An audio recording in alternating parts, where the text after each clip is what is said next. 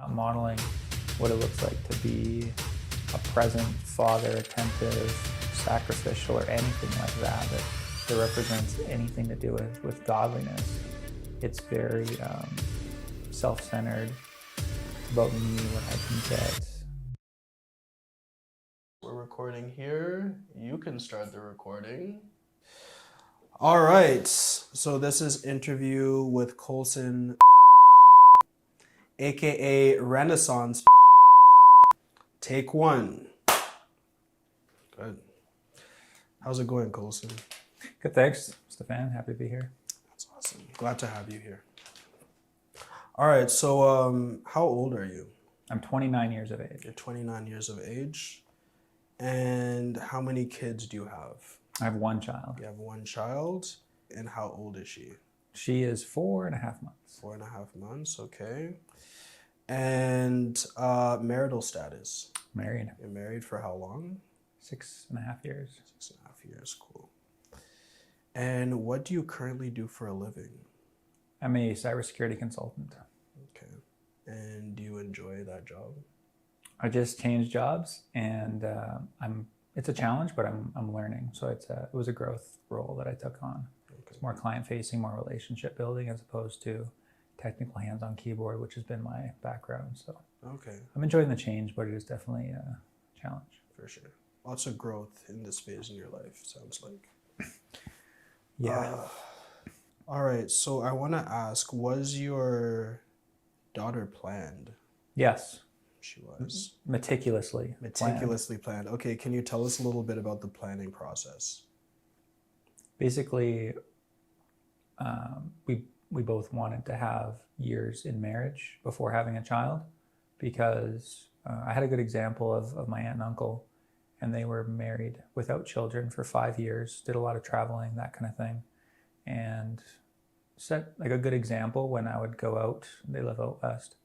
When I would go out west and visit them, they had a lot of good insight and shared some wisdom there. So I was like, oh, this was when we were engaged.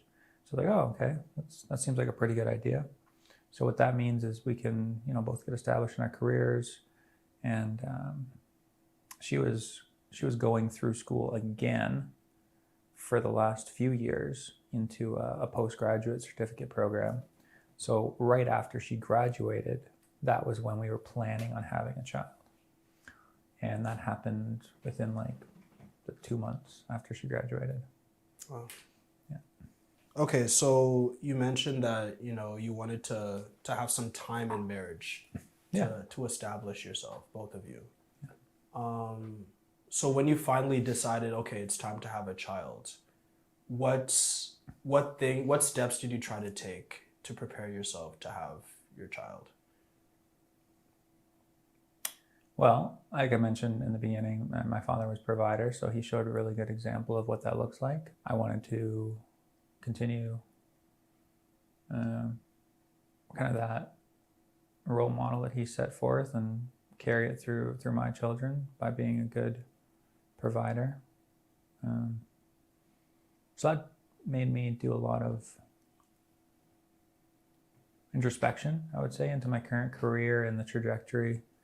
Because what happened is I started off in shift work in my career, and that's not really conducive for family life.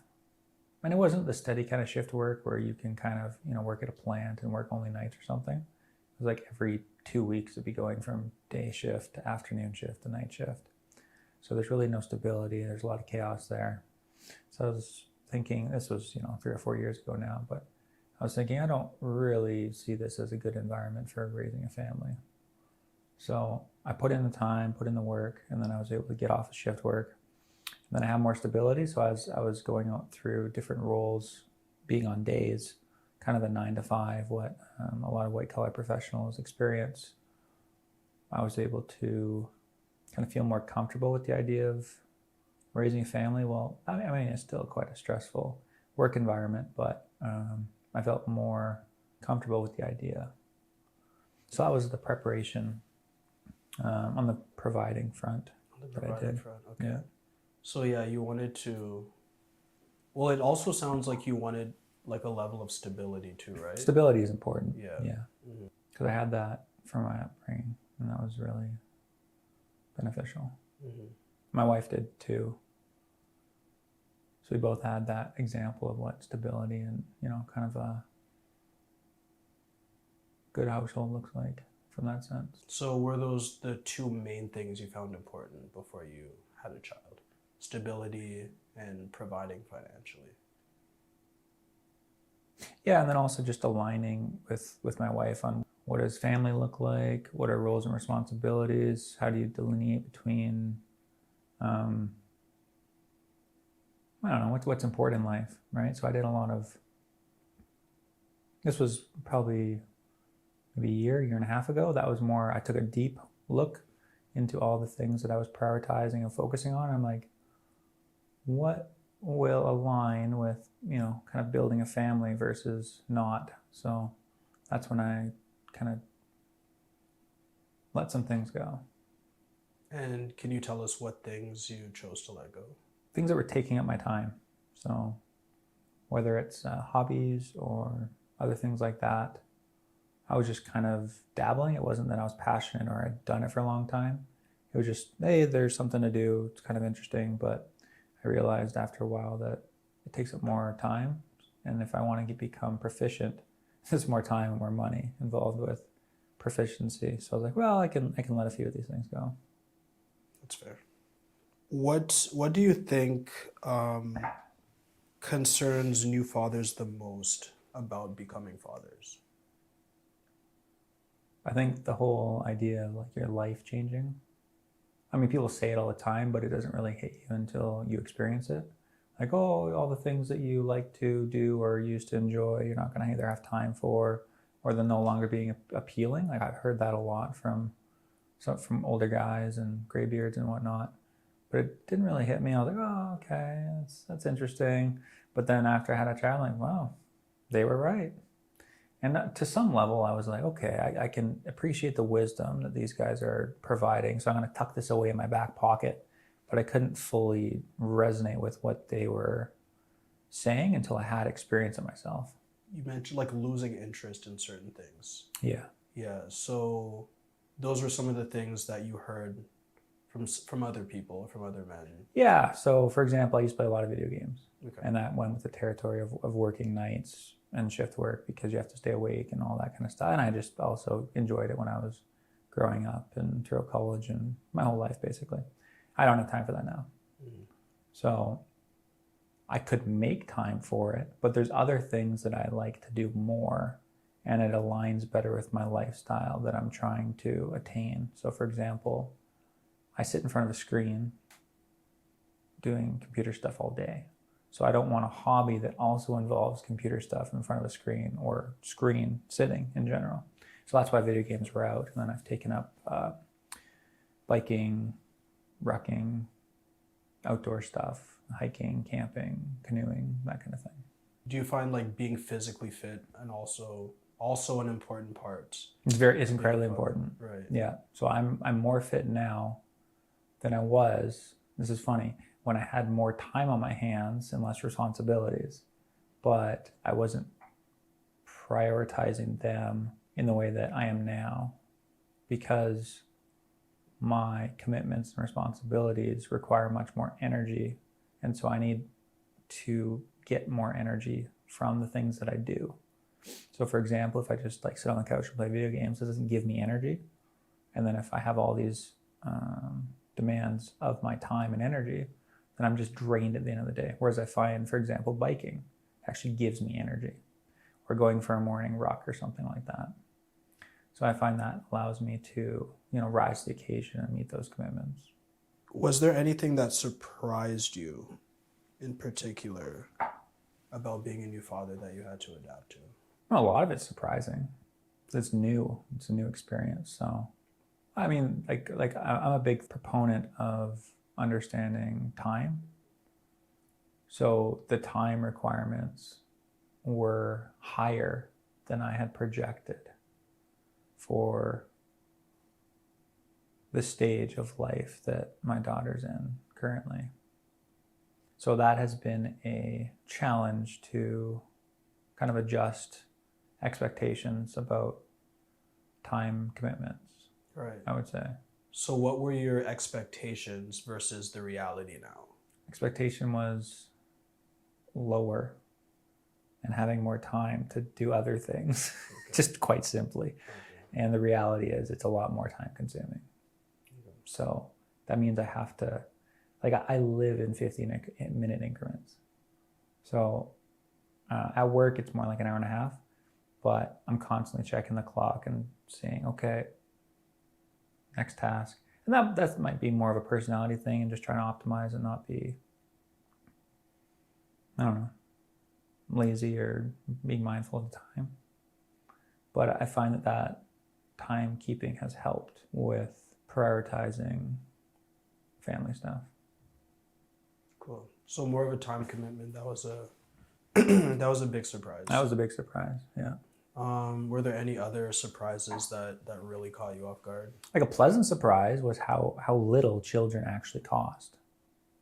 They're not expensive at all. Okay. So Tell us about that. well, we had gifts and we had things that were given to us by friends and family, and specifically family that have a lot of kids. So they were happy to give some of that stuff. That I get it out of my house. I've had 4 children with this kind of thing, and so we were gifted with strollers and soothers and whatever. So that made it a little bit easier. It wasn't necessarily the money; it was more the effort involved with researching what's good, because there's a lot of opinions on the internet. And especially with parenting stuff, they really make you feel guilty or like almost demonize you if you like choose a brand that they might not like. They're like, oh, you went with that stroller or that car seat? Like, wow, like, look at you go, kind of thing. So that was nice because it required less effort and energy to research those types of products. They were just like, here you go. This worked for our family, and we have like 10 years, 15 years experience with it. So good enough for me. That was pretty much it. That's awesome. So it seemed like you had a good support system. Good support system. Yeah, not like we don't have people support, but we had gear support. So we have people that we can reach out to remotely, but there's no family in the area on both of our sides. So that's been a challenge. Mm-hmm. But having the gear up front was a big support. That was helpful. Awesome. Do you think it would be beneficial to have that like interpersonal support as well, or more of it? No, it's overrated. It's overrated. Okay. How is it overrated? Tell us about that. I'm kidding, obviously. Okay. But, okay. It takes a village, right? There's that whole saying. But I will say though, you do become more resilient when you don't have that support, because we have friends that both of their parents are within the same city as them, and they take their children every week or sometimes twice a week. And I've seen through interactions with them, over like a year or two, that they have mixed feelings about that support, because there could be like ideological conflicts perhaps, because the grandparents are always known for just like filling them up with sugar and then sending them back off to the parents. Like, that's my job.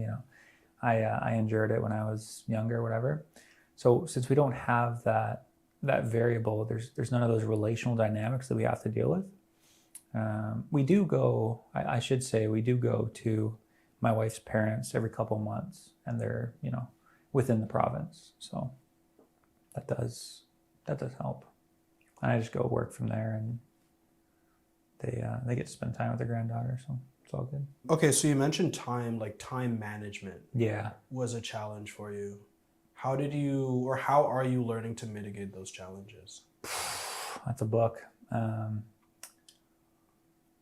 management mitigation strategies. So a lot of my new role, I think the work switching. So I went from operations to advisory, and operations is very reactive. It's something's broken, go fix it. You're fighting fires all the time. Whereas advisory, it's more relational. It's more meeting driven.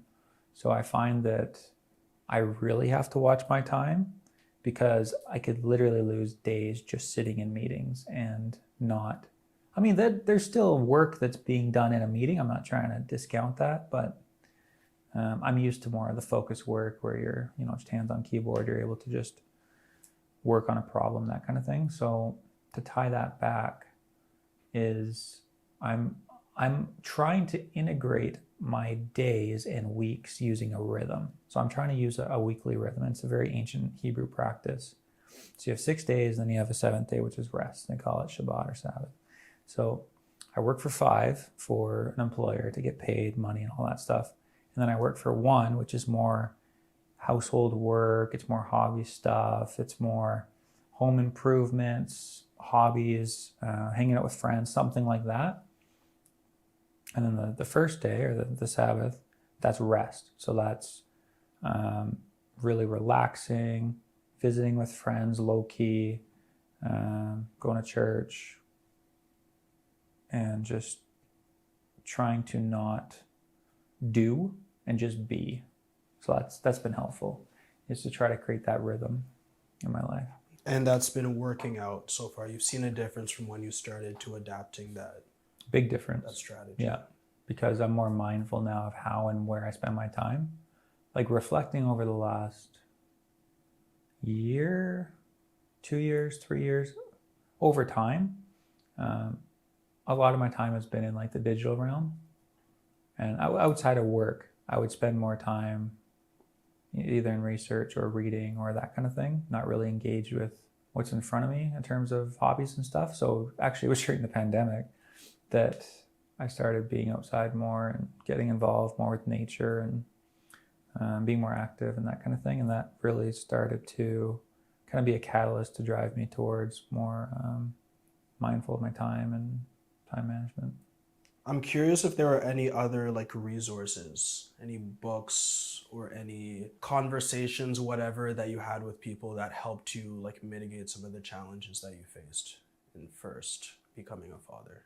Well, there is one book that helped a lot. It's called the Bible. So that was really helpful, instrumental. How did the Bible help you? Just to prioritize. So God wants family. That's what the whole objective of human civilization is about. And we've turned it into money and greed and power and all that stuff. But if you look at Scripture, it's talking all about relationships throughout the Bible from beginning to end. And it starts with 2 people in a garden and it ends with people in a city. So the narrative arc is about going from like a jungle forest nomadic setting to more of a integrated people working together, doing life in a city type environment. And that's the narrative arc from Genesis to Revelation. You're narrowing in on this focus or like principle of family. Yeah. And kind of like using the Bible to build principles in your own life. Yeah. Okay. Yeah, exactly. Cool. And I find that there's, this is not going to be like popular or politically correct to say, but there are wrong ways to live and there are right ways to live. And when you align yourself with the fabric of the universe in which the right way to live, life goes a lot different than if you live the wrong way. And that's just built into society. It's ingrained in our social structures, in our legislative systems, everything. That's not to say that, the rain falls on the just and the unjust. So there's no guarantee that if you do the right things, you're gonna, win the lottery and luck out. It's just more the potential for your life not completely sucking is higher if you abide by God's principles. And I've learned that personally through the hard way. Okay. I want to know about how you learned those lessons, if you want to share. Which lessons? You said you learned this the hard way, like not going abide. Well, I didn't abide. Okay. How did you not abide? I completely rebelled against societal norms and practices. So what I mean by that is people's narrative arcs is they grow up, they go to school, they get a job, they get married, and maybe they do some traveling and then they retire, pay taxes and die. I didn't want that life. So I lived the alternate life, which is less in harmony with God's ways. So then the fruit of that living structure showed after time. And it showed that it wasn't going to result in life. It's going to result in death, spiritual and physical. So when you made that change, what benefits did you see? Improve relationships with my immediate family, with my extended family, with friends. Not having to be fearful or worried about what might happen, just depending on where I was or who I was with or whatever, that kind of thing. So it was more peace, I would say. More peace. Less chaos.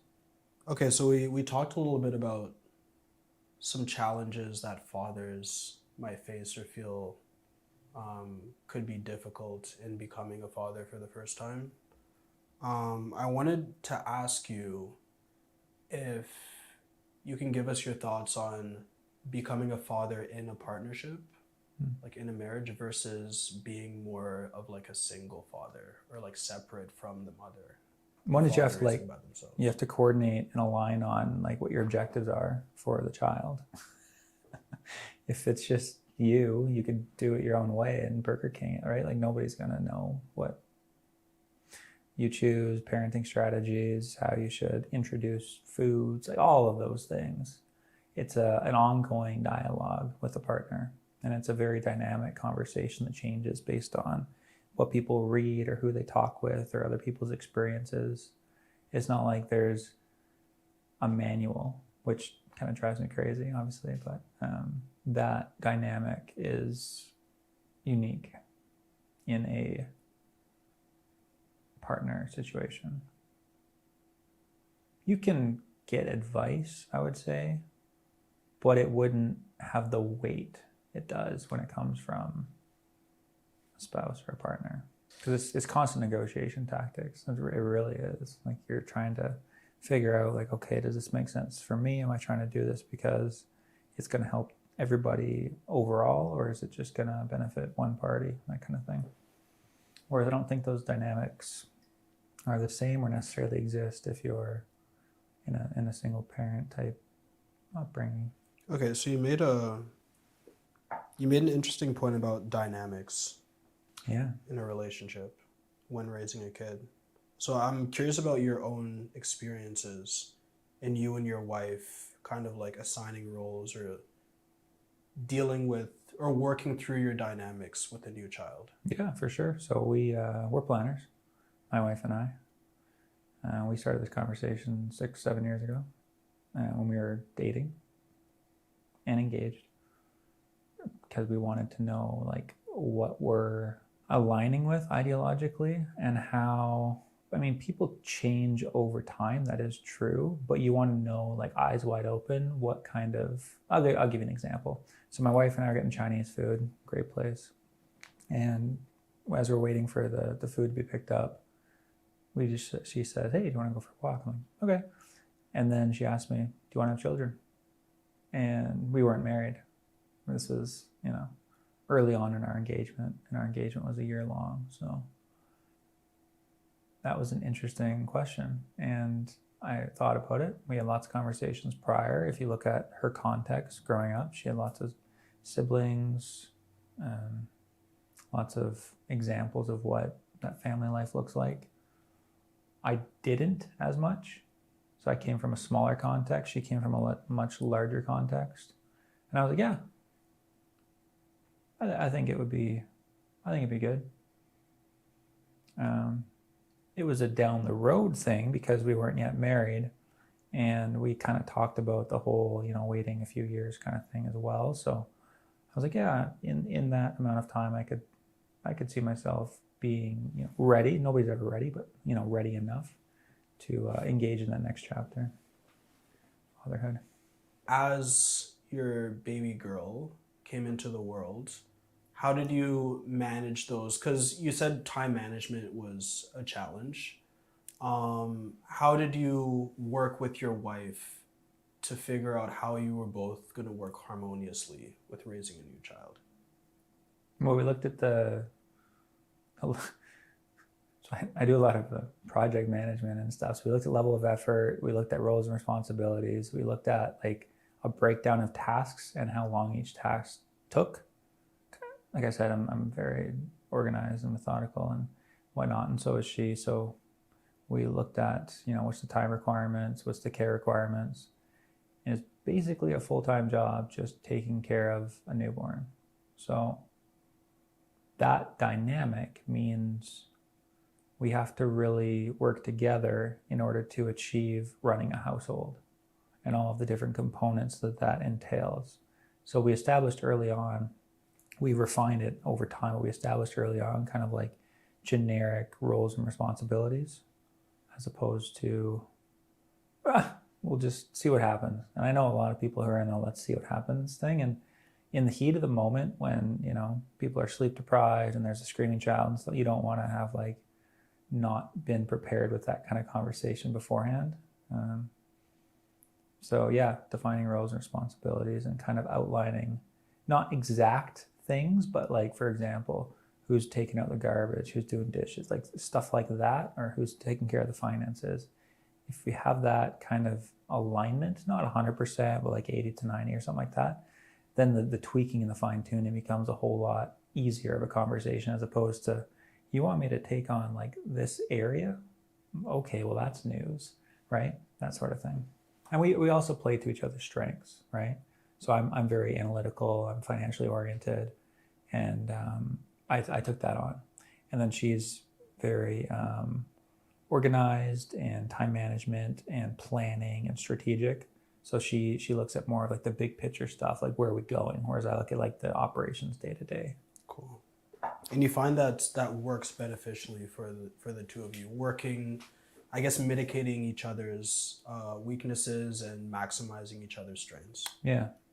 So life's too short to try to focus on your weaknesses. It's way better to play to your strengths. And I was naturally good at computers, but I'm like, nah, I'm not gonna make a career out of that. I'm gonna go into construction or something like that, right? So it's way better to play to your strengths. And let's say you have 3 of them or something, as opposed to trying to mitigate like your 5 weaknesses. You're just gonna spin wheels for years. So yeah, we play to each other's strengths. What impact would you like to have in your children's lives? Positive in the sense that, they can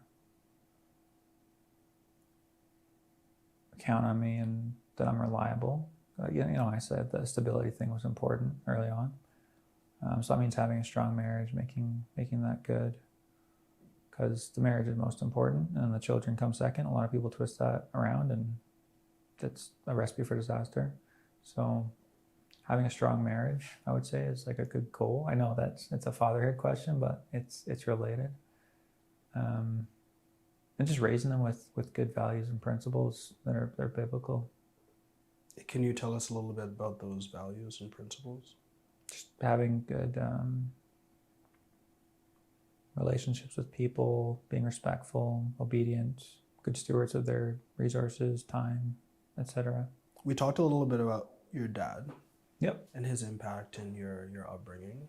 Right. So I'm curious about what you would change, as well as what you would keep consistent. So you mentioned the provider role. That's something that you wanted to integrate into your role as a father. Yeah. Are there any things that you would want to change in terms of how you were raised? So I went to a men's retreat. It was like an outdoor boot camp thing. And they had sessions where they talked about quote unquote father wounds. And what that means is like, what was something that happened in your past that you remember that was really traumatic and whatever against your father. And I thought about that for a good while. Like they had us sit in solitude for upwards to an hour and I could not think of anything. So I would say I had a really good example of what fatherhood looks like. It was modeled to me very well. My father was godly. He's loyal, very respectful, honoring, like just a very good example. So I wouldn't say there's too much that I wouldn't want to bring in there. Be more preferences at that point, but that's just based on, it's just stylistic, based on lifestyles, that kind of thing. Can you tell us about some things that you did to support your wife leading up to the delivery? Basically, just gave her any resource that she felt she needed in terms of a book, a person, conversations, sessions with specialists on how to feel like equipped and prepared for this next stage of, motherhood for her, fatherhood for me. And what about as a new mother? How are you supporting her that way?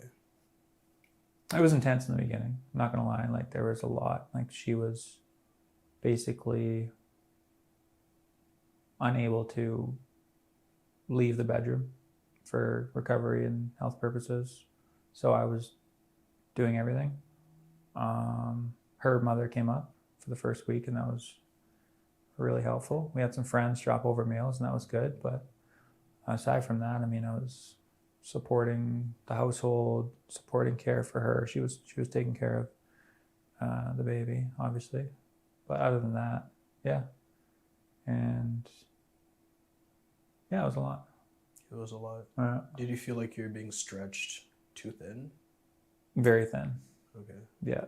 But it was manageable, partly because of the work relationship I had with my coworkers and superiors, because I was in my operations role and I had climbed fairly high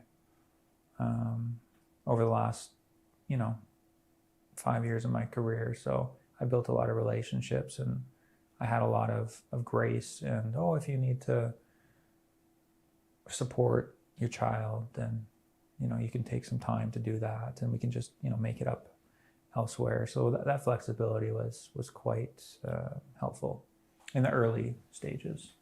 And then we also had good support from family as well, in the community, church, that kind of thing. And how did your family and your community support you in that time? Well, like I said earlier, they brought over meals. They had a meal schedule, and I think for 2 or 3 weeks there was someone that was bringing a meal over every day or every other day. So a lot of varied cuisine, and it was all good.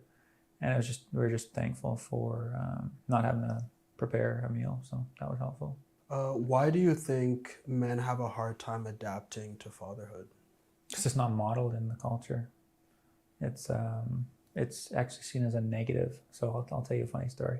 When I was a teenager, I wanted to be a womanizer named Charlie Sheen, and he was like piece of garbage essentially, but in TV and sitcom, he was praised as, this god of women, and he had all this power and money and whatever. So that was seen as like the model. So that's what culture is modeling today. They're not modeling what it looks like to be a present father, attentive, sacrificial, or anything like that represents anything to do with godliness.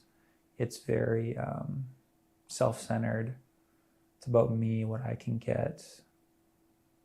And to be honest, having children is on a massive decline. So across all G7 countries, the birth rate is below replacement levels. So for the first time in history, we're not having as many children as we need in order to sustain our population. So that's reflective of a secularist ideology of, look at me, what can I get out of my life? How can I maximize pleasure, minimize pain, as opposed to what fatherhood represents is really more of a sacrificial role. It is rewarding, but it is very sacrificial. And a lot of people aren't equipped and prepared for that, partly because it's not modeled to them, partly because they don't see that as a noble pursuit these days as well. So yeah, there's a lot of interesting dynamics going on there. Do you have any words of encouragement for men having trouble adapting to fatherhood? It's really important to be on the same, I don't know about level, but like the same playing field, or like in the same understanding as your partner. That will go a long way. And also just having community, that's a really big part, because this is the thing that people have been doing since the beginning of time. So there's a lot of collective wisdom out there if you tap into it. And there's a lot of people who have gone through early stages of fatherhood and kind of come out the other end, that kind of thing. So there's support and wisdom to be had in amongst, you know, a group of like-minded people. Cool. Thank you, Coulson. Yeah, you're welcome, Stan. Hi, thank you for watching that video. If you enjoyed, be sure to like, subscribe, and click on that little bell notification to get notified on the latest drops. Also, let us know what you thought of the video in the comments below. Your feedback's important to us. And if you found this valuable at all, be sure to share. The purpose of this channel is to help us build as individuals and as a community, and you sharing this content helps us do that. Lastly, if you want to support what we do, you can sign up for our Patreon. There you can find full-length interviews, the ability to give your input on latest topics for the channel, and much more. And yeah, that's pretty much it. Thank you for tuning in, and look forward to seeing you next time. Peace.